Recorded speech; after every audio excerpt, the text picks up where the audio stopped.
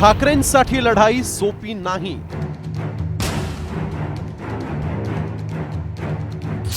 ठाकरेंपुढे भाजपचं तगडं आव्हान. ठाकरेंना रोखण्यासाठी भाजपचा प्लॅन काय?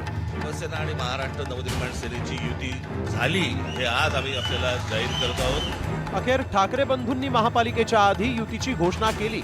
मात्र ही लढाई ठाकरेंसाठी अस्मितेसोबतच अस्तित्वाची असणार आहे. कारण ठाकरेंपुढे भाजपचं तगडं आव्हान असणार आहे. ते कसं पाहूया. 2017 मध्ये शिवसेना 84 जागांवर विजय, भाजप 82 जागांसह दुसऱ्या स्थानी, शिवसेनेचे 75 उमेदवार दुसऱ्या क्रमांकावर, मनसेचे 7 नगरसेवक मात्र 9 जागांवर दुसऱ्या स्थानी.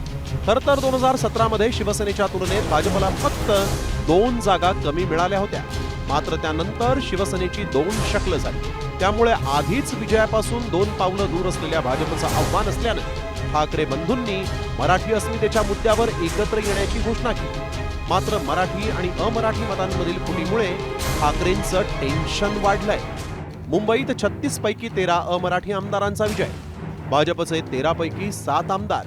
2017 मध्ये 227 पैकी 72 अमराठी नगरसेवक निवडून आले. त्यात 72 पैकी 36 हे भाजपचे नगरसेवक. खरं तर मुंबईमध्ये 41% मराठी तर 59% अमराठी भाषिक आहेत. त्यात भाजपकडे 7 अमराठी आमदार आहेत. त्यामुळे भाजपनं अमराठी भाषिकांसोबतच मराठी भाषिकांना साथ घातली आहे. तर दोन्ही ठाकरे एकत्र आले असले तरी मराठी आणि अमराठी दोघंही ठाकरेंना साथ देणार नसल्याचं वक्तव्य मुख्यमंत्र्यांनी केलं. ते म्हणजे मुंबई नाही, ते म्हणजे मराठी नाही, ते म्हणजे सर्व काही आहे.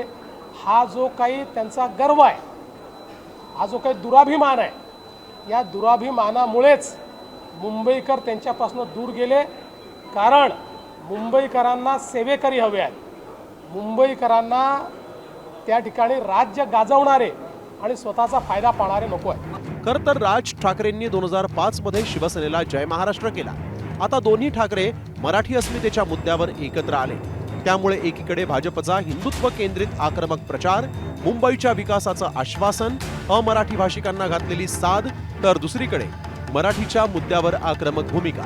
गटातटात विभागलेला मराठी मतदार अस्मितेच्या मुद्द्यावरून ठाकरेंकडे वळला तरी अमराठी मतदारांमुळे मुंबई जिंकण्याचं मोठं आव्हान ठाकरेंसमोर असेल. त्यामुळे मुंबईकर मराठी अस्मितेला दाद देणार की हिंदुत्वाची हाक ऐकणार हे पाहणं उत्सुकतेचं असणार आहे. ब्युरो रिपोर्ट, साम टीव्ही न्यूज.